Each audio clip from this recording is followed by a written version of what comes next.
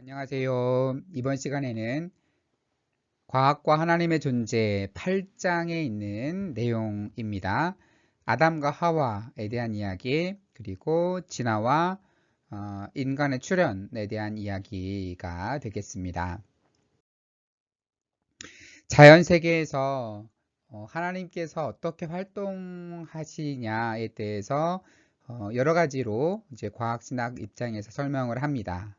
첫 번째 방식은 하나님은 무작위로 보이는 과정을 통해서 인간을 창조하실 수 있다. 그러니까 이제 무작위적인 그런 돌연변이 우연을 통해서도 하나님은 창조하실 수 있다라고 하는 거죠. 그런데 우리에게는 무작위로 보여도 전체 역사를 단번에 보시는, 즉 시간과 공간을 초월하시는 하나님께서 단번에 보시는 하나님의 입장에서는 목적이 있다고 말할 여지도 있다라는 입장입니다. 그러니까 세부적으로 보면 다 무작위로 보여도 빅뱅 초기부터 지금까지의 긴 역사를 전체적으로 살펴본다면 그러한 것들, 돌연변이 우연 등은 그러한 무작위적으로 보이는지는 않을 것이다 라고 얘기를 하는 거죠. 그래서 우리의 눈으로 보기에는 진화 과정이 우연적이고 무작위적으로 보일 수 있지만 인류 역사를 한 번에 보시는 하나님의 입장에서는 그 모든 과정이 어떤 하나의 목적과 계획으로 볼 수 있는 여지도 있다라는 입장으로 볼 수도 있겠습니다. 두 번째 입장은 하나님은 무작위성 안에서 일하시면서 진화 과정을 인도하신다 라고 볼 수도 있습니다. 그러니까 첫 번째 입장은 우리의 눈에 보기에는 무작위적이지만 하나님의 시각으로는 무작위적이 아닐 수도 있다라는 입장인 거고, 두 번째 입장에서는 하나님이 자연 속에서 역사하시는 방법이 바로 무작위적일 수도 있다라고 하는 겁니다. 그러니까 하나님은 시간 속에 계시면서 자연 법칙들을 통해서 일하실 수도 있다라고 하는 겁니다. 즉 돌연변이도 양자역학 사건의 예측 불가능성에 기인하기 때문에 자연 법칙의 일부로 볼 수 있다고 하는 거죠. 양자역학의 세계에서는 이제 관측하는 순간, 관측이 대상을 이제 교란하는 그러한 상황이 발생하게 되는데, 즉 양자역학에서 말하는 예측 불가능성도 하나의 과학이기 때문에 돌연변이도 과학의 한 부분으로 우리가 볼 여지는 충분히 있다. 그래서 하나님은 시간 속에 들어와서 자연 법칙에 맞게 창조하신다 라고 해석할 수도 있다고 하는 겁니다. 또한 세 번째 방식으로 이해하는 것을 보면 하나님이 의도적으로 자유를 진화 과정 안에 넣으시고 그 세부 내용은 미리 정해놓지 않으셨다고 볼 수도 있다라는 입장입니다. 그러니까 자유라는 것, 우리 인간에게 자유의지가 있는 것처럼 이러한 자유를 진화 과정에 넣어서 진화 피조물들이 각자의 가능성을 실현해 가도록 그 미래를 열어두셨다라고 하는 거죠. 그 미래가 열려 있으면 이 자유의지를 논하면 어떠한 목적과 방향은 얘기할 수 없냐? 그렇게 말할 수는 없다고 하는 겁니다. 즉 미래가 열려 있어도 충분히 그 목적을 얘기할 여지는 있다라고 합니다. 예를 들어서 어느 서점에서 그 책을 굉장히 할인해서 판다고 만약에 해봐요. 책을 50% 할인해서 서점에서 책을 팔고 있어요. 그런데 저는 별로 책을 사고 싶지가 않았지만 50%가 할인이네? 심지어 70%가 할인이네? 라고 하면 서점에 들어가서 그 책을 보고 사지 않겠어요? 책을 사는 것은 내 자유의지이지만 그것을 50% 할인 혹은 70% 할인했다라고 하는 하나의 그러한 전제가 우리를 그것으로 참여하도록 우리를 유도하고 있잖아요. 마찬가지로 이 자연 세계에서 일어나는 모든 것들은 우리가 자유의지를 가지고 참여할 수 있대. 그 자유의지를 이끌어가는 방식은 하나님이 어느 방향으로 이끌어 가실 수도 있다. 동시에 얘기할 수 있다라고 하는 겁니다. 첫 번째 방식으로는 우리 눈에는 무작위적이지만 하나님의 눈에는 무작위적이 아니다 라고 얘기할 수 있고, 두 번째 방식으로는 하나님이 자연 세계 속에서 자연 법칙들을 통해서 계속해서 일하시고 있다. 하나의 어떠한 돌연변이 또 하나의 과학으로 충분히 설명 가능하다라고 얘기하는 입장이고, 세 번째는 결국 하나님이 그 자유를 부여하신 순간, 피조물에게 자유를 부여하신 순간 미래는 열려 있다. 이것이 열려 있다는 말이 미래가 목적이 없다라는 그런 말은 아니다. 이렇게 세 가지 방식으로 설명할 수 있겠습니다. 그 다음 진화의 방향이 있을까에 대해서 이제 대표적인 고생물학자인 굴드, 그리고 굉장히 유명한 진화학자인 모리스가 서로 다른 주장을 하게 됩니다. 이 스티븐 제이 굴드라고 하는 이분은 이렇게 얘기를 합니다. 태초로부터 지금까지의 녹화 테이프를 처음부터, 그러니까 138억 년의 역사의 테이프를 다시 되감아서 처음으로 놓고 플레이를 누르면 지금과 같은 우주가 만들어질 가능성, 지금과 같이 사고하는 인류가 등장할 가능성은 제로라고 하는 거죠.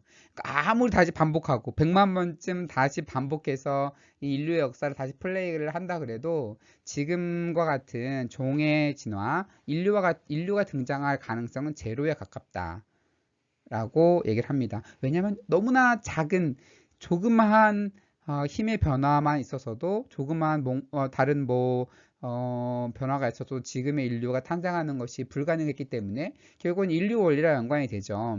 그러니까 결국 불가능하다 라고 얘기를 하고 있고, 그러니까 인간의 등장은 전적으로 우연이다라는, 다시 돌린다면, 역사를 다시 과거로 돌아간다면 다시는 일어나지 않을 법한 우연이다 라고 이제 고생물학자인 굴드는 이렇게 주장을 하고 있고요. 유명한 진화생물학자인 코네이 모리스는 다르게 주장을 합니다. 굴드와는 달리 각각의 가능한 경로가 모두 불가피한 방식으로 인간과 비슷한 어떠한 종에 도달했을 것이다. 그러니까 테이프를 과거로 되돌린다면 지금과 100% 같은 인간은 아니더라도 인간과 비슷한 어떠한 종이 반드시 존재했을 것이다 라고 주장을 하는 겁니다. 그러면서 예를 들기로는 서로 다른 종이 서로 다른 지역에서 교류가 없이 각자 진화된 경우에도 비교적 유사한 그 특성들을 발전시켰다라고 하는 이제 증거들을 대면서 이런 얘기를 합니다. 이것을 모리스는 이제 convergences, 수렴이라는 단어로 표현을 했는데, 뭐 예를 든다면 인간의 눈과 문어의 눈을 비교를 하면서 인간의 눈을 거슬러 올라가고 문어의 눈을 거슬러 올라가도 서로 굉장히 다른데 시간이 지나면서 각자 다르게 진화되어 왔지만 굉장히 거기 작용하는 방식들과 이런 것들이 굉장히 지금과 같은 방식으로 진화해 왔다고 하는 거죠. 결국 진화는 무작위적으로 이루어지지만 그러한 어떠한 하나의 방향성이 있을 것이다라고 하는 증거들을 이제 학자들이 발견하기 시작을 합니다. 그러니까 여러분, 운동장이 만약에 기울어졌어요. 그래서 공을 무작위로 막 차요.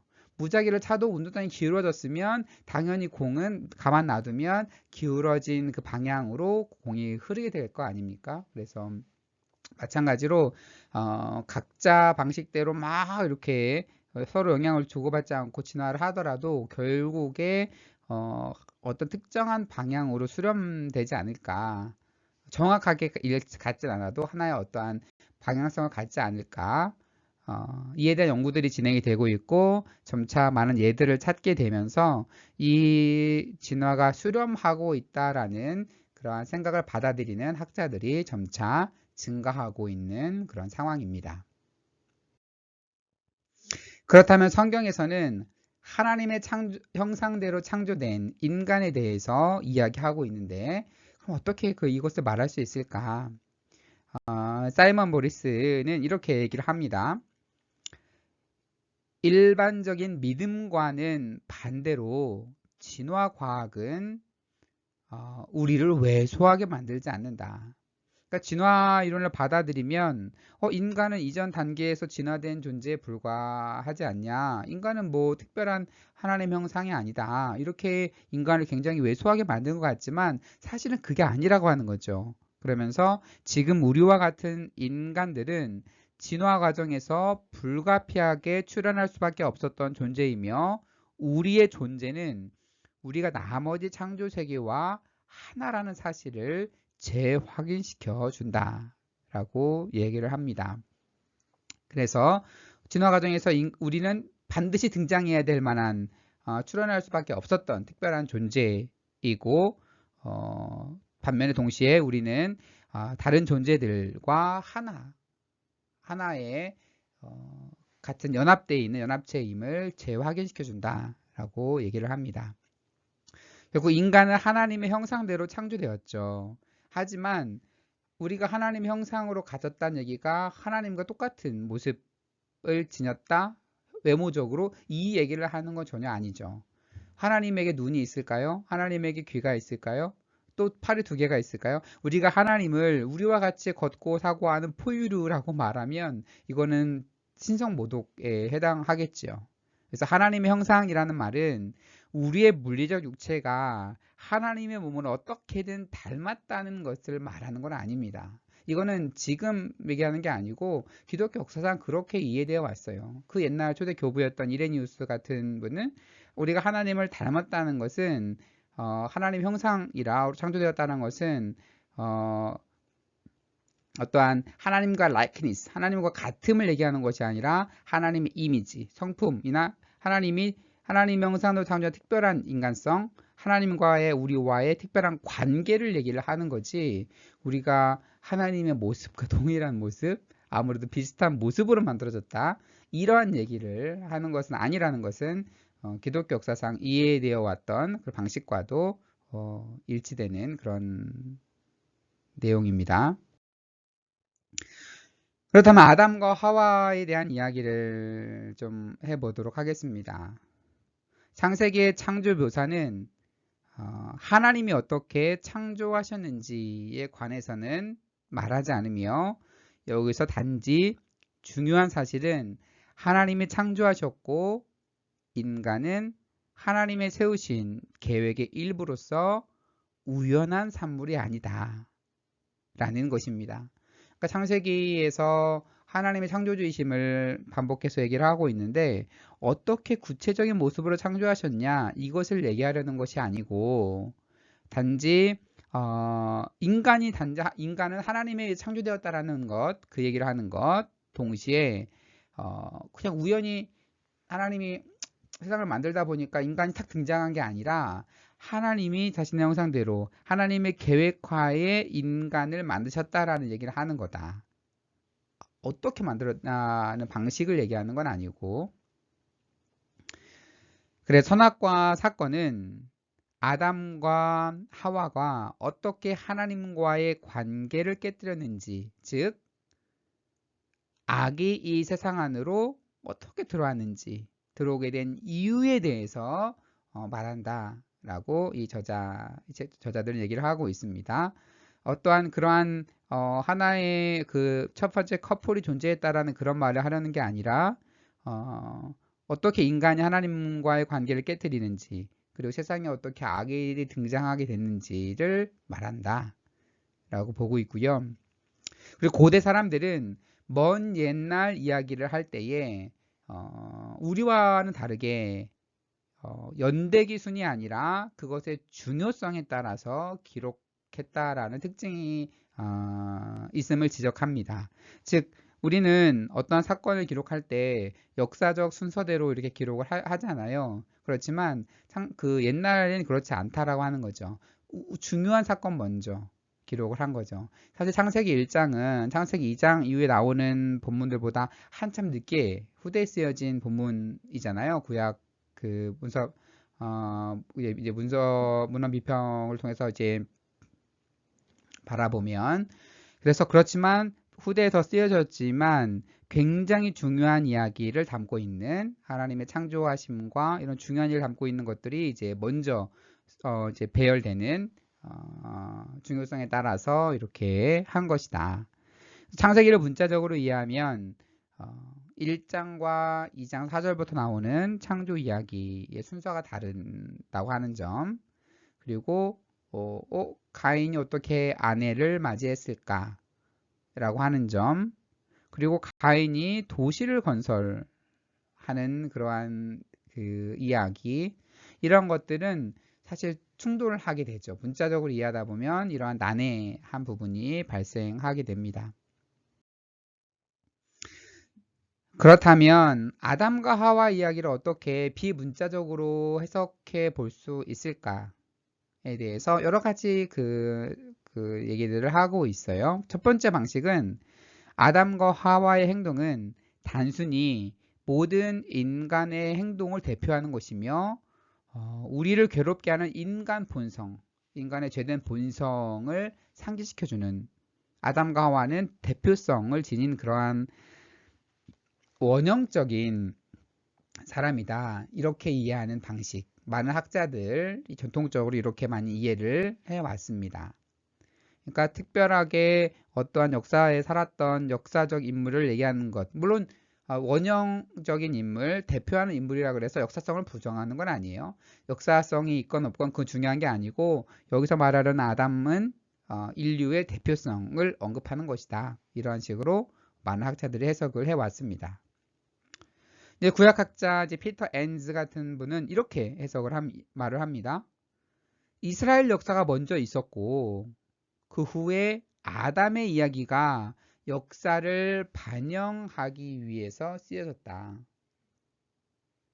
달리 말해서 아담의 이야기는 시대적 배경을 태고로 옮겨와 이스라엘의 이야기를 다시 쓴 것이다. 그러므로 그 이야기, 아담 이야기는 인간의 기원이 아니라 이스라엘의 기원에 관한 이야기이다 라고 주장을 합니다. 그러니까 이스라엘의 역사가 먼저 있었고 아담의 이야기는 이제 후대에 기록이 되면서 결국 이스라엘의 역사, 이스라엘의 기원에 관한 이야기를 말하고 있는 것이다. 인류의 기원을 얘기하는 것은 아니다, 이렇게 해석을 합니다. 그래서 아담이 이스라엘 이라는 해석이, 즉 아담이 이스라엘이라는 해석이 아담이 첫 사람이고 인류가 그로부터 유래했다고 보는 것보다는 훨씬 더 나은 관점이라고 하는 거죠. 그러니까 아담이 이스라엘 역사를 말하는 이러한 해석이 아담이 첫 인류, 그로부터 모든 인류가 유래했다라고 보는 것보다는 나은 관점. 창세기는 그러한 해석들을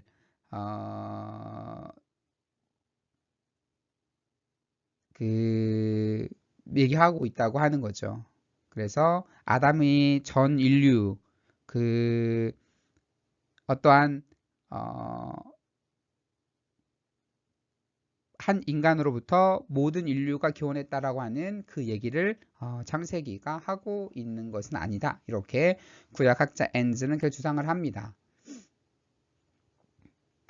어떠한 학자들 어떻게 주장하는지에 관계없이 좀 바울의 입장에서 보면, 바울은 아담을 들여오죠. 바울은 아담을 들어와서 로마서 5장에서 굉장히 이제 예수와 아담을 대비시켜 가면서 얘기를 합니다. 거기 아마 그 바울의 논지를 따라가면 바울은 아담을 역사적 실존 인물로 생각했다라고 보는 게 합리적입니다. 왜냐하면 아담 한 사람으로 인해서 죄가 들어오고, 그러므로 이제 예수 한 사람으로서 구원이 이루어졌다라고 주장을 하는데, 아담이 실존한 인물이 아니어버리면 예수의 구원도 그 논리상 무너지기 때문에 바울은 아담을 역사적 실존 인물로 설정하고 얘기한 것은 분명해 보여요. 그렇다면 아담과 하와에 대한 그 진화적인 해석 방식, 그러니까 진화 과학과에 모순되지 않는 해석 방식은 무엇이 있을까? 딱히 100% 동의할 법한 얘기는 아니지만 한번 볼 필요는 있을 것 같아요. 그래서 인간과 유사한 피조물이 진화해서 점점 더 하나님과 관계를 맺는 능력을 갖추게 되었다. 그러니까 인간은 이전의 피조물로부터 계속 진화해 오다가 어느 순간에 점점 더 신을 알아가고 하나님을 알아가고 하나님과 관계를 맺는 능력까지 이르게 되었다. 즉 역사 속의 어느 시점에 하나님은 필요한 속성들을 개발하여 갖춘 사람들과 특별한 관계를 맺으시고 그들에게 하나님의 형상이라는 선물을 주셨다. 이렇게 설명하게 되면 인간은 진화 과정 중에 하나의 산물이라고 하는 진화생물학의 이야기도 받아들일 수 있고, 그렇지만 그 과정 중에 하나님을 알게 되고 하나님과 관계를 맺게 되고 하나님은 자신의 특별한 형상이라고 하는 선물로 부여해 주시고, 그럼으로써 하나님의 형상으로 창조되었던 인간에 대한 부분도 같이 말할 수 있다라고 보는 거죠. 이렇게 이해하게 되면 첫 인류가 아담과 하와 한 쌍이었는지 아니면 수많은 사람들이 있었는지는 문제되지 않아요. 왜냐하면 지금 그 진화생물학에서는 초기 한 쌍으로부터 모든 인류가 나왔다라고 생각하지는 않거든요. 왜냐하면 여러 가지 화적 증거들과 이런 걸 봐도 초기에 굉장히 많은 수만 명이 최소한 존재를 했다라고 생각을 하는데, 만약에 수만 명이 존재하던 한 쌍이 존재했던 하나님의 형상을 부어주었다라고 얘기를 했을 때 당시 존재하는 수많은 사람들에게 부어준 것과 한 커플에게 부어준 것, 이게 큰 문제가 되진 않겠죠. 그래서 이렇게 이해할 경우에 과학과 성경의 관점이 좀 조화해서 볼 수 있지 않을까라고 이 과학 진화적 해석의 입장에서는 이렇게 설명도 가능합니다. 물론 100% 받아들이기는 쉽지는 않지만 그래도 주장하려는 것이 무엇인지 충분히 알 수 있을 것 같아요. 예, 기독교 변증으로 유명한 이제 C.S. 루이스 같은 분은 이렇게 얘기를 합니다. 고통의 문제라고 하는 책에서 때가 찼을 때 하나님은 이 생명체의 심리적 그리고 생리적 육체 위에 나 그리고 나를 이라고 말할 수 있는 새로운 종류의 의식이 내려 임하도록 하셨다. 그것은 자신을 객체로 바라볼 수 있고 하나님을 알며 진선미에 대한 판정을 내릴 수 있고 흐르는 과거의 시간적 흐름을 시간을 넘어선 곳으로부터 인지할 수 있는 의식이었다. 그러니까 어느 정도 진화의 과정 속에 때가 이르게 되어서 어떠한 생명체가 심리적으로, 생리적으로 나를 말할 수 있게 되고 스스로를 자아를 알 수 있게 되고 그리고 하나님을 알 수 있게 되고 진선미를 알 수 있게 되고 그러한 의식이 등장했다라고 이제 C.S. 루이스는 진화과학과 모순되지 않게 인간의 출현에 대해서 이야기를 하고 있습니다. 그렇다면 결론적으로 아담과 하와를 어떻게 이해해야 할까? 얘기를 좀 담아 보도록 합니다. 사실 명확한 답이 있는 건 아니에요. 어떠한 누가 해석을 한다 하더라도 그 공격은 당연히 반론을 제시할 수 있어요. 문자적으로 이해해도 여러 수많은 반박들이 등장을 할 수밖에 없죠. 그리고 그렇다면 이렇게 원형으로 이해해도 또 반박, 또 과학 진학에 맞게 이해해도 반박, 다 반박이나 여러 가지 공격이 들어올 수밖에 없어요. 그래서 가장 건전한 이해 방식은 이렇게 이해하는 게 좋다고 생각을 합니다. 우리는 기독교가 아담이 아니라 그리스도의 중심을 두고 있다는 사실, 그래서 어떤 특정한 과학 이론의 중심을 두고 있지 않아, 즉 어떤 특정한 과학 이론에 중심을 두고 있지도 않다는 사실을 우리는 강조할 필요가 있습니다.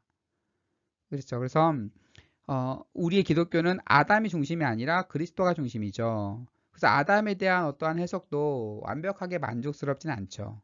그렇지만 우리의 관심은 어디에 둬야 되냐? 우리의 초점은 당연히 그리스도를 통한 구원에 중점을 둬야 되는 거고, 그리스도를 통한 구원을 말하려는 것이 기독교의 복음의 핵심이다라고 하면 아담에 대한 해석은 그 어떤 해석이라 하더라도 딱히 만족스럽진 않지만 그렇다고 해서 배척할 이유는 없는 거죠.